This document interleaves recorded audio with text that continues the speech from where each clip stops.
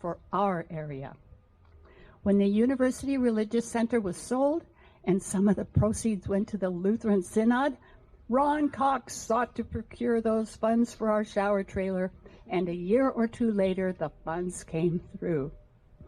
Doug researched just the right trailer for us and added a few retrofits for our particular needs. The trailer was driven out from Indiana through snow and ice by a feisty woman, and the day it arrived at Grace Lutheran was our day of rejoicing. Marty Jenkins volunteered to be the first man to try a shower. And he emerged clean and smiling.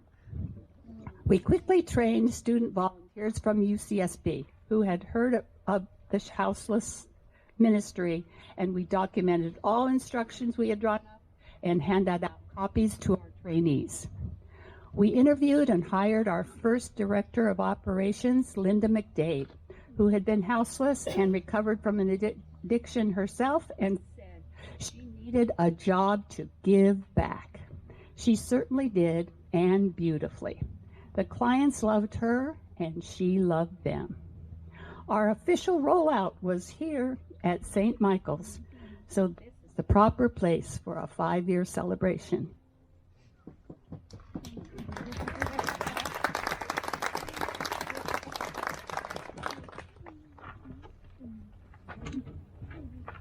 A second, as you well know, is just right down the street, St. Mark's, and the third was St. Athanasius, but it was really kind of in between because we held it at the Goleta Valley Community Center until they moved to their new building. Clean socks, underwear, towels, washcloths are routinely given, as you all know, and when available, other requested items. Flyers tell users where there are Laundry Love operations at 4 locations a month and where there are vouchers for clothing. A social worker or nurse is often present to help clients with housing, health, and other needs. At St. Athanasius in Goleta, where I am privileged to volunteer on Thursdays, clean and mostly used clothes are often offered, and those who desire it can have their dirty clothes laundered and returned the next week. This special service, because Goleta has no Laundry Love program or clothes giveaways like Santa Barbara or Isla Vista do. My friend and partner, Kathy, is a huge help in laundering the towels and helping with special requests like women's clothing, shoes, hoodies, sleeping bags. She's tireless. All in all, this is an amazing ministry. Yes, we could always do more and are looking for ways to do that. On a personal note, I think I speak for some of us original volunteers when I say we're getting old and tired. As we get ready to pass our batons, we would be happy to have you shadow us to see what we do and how most easily to do it. Thank you.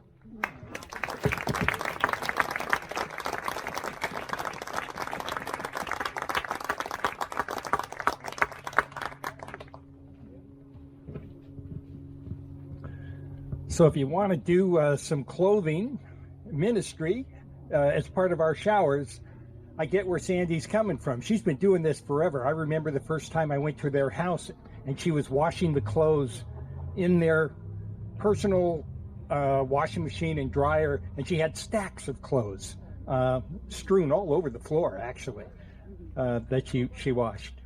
Anyway, thank you, Sandy. So let's dig into this a little bit more.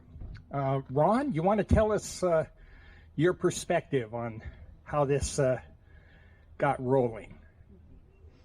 Now, Ron was with Christ Lutheran Church. He's retired, semi-retired at this point. Where are you living now, Ron? Thousand Oaks. Thousand Oaks. So, here it's all yours. Thank you, Ken. Thank you, Sandy.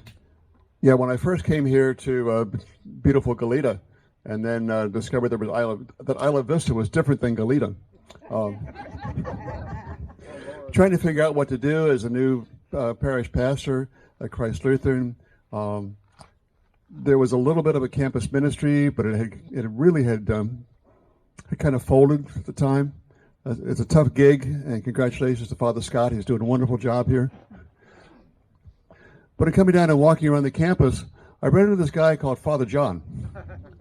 And he said, no, you got to walk around and see what else is going on in Isla Vista. And he really opened my eyes to the houseless residents here of Isla Vista. There was a joint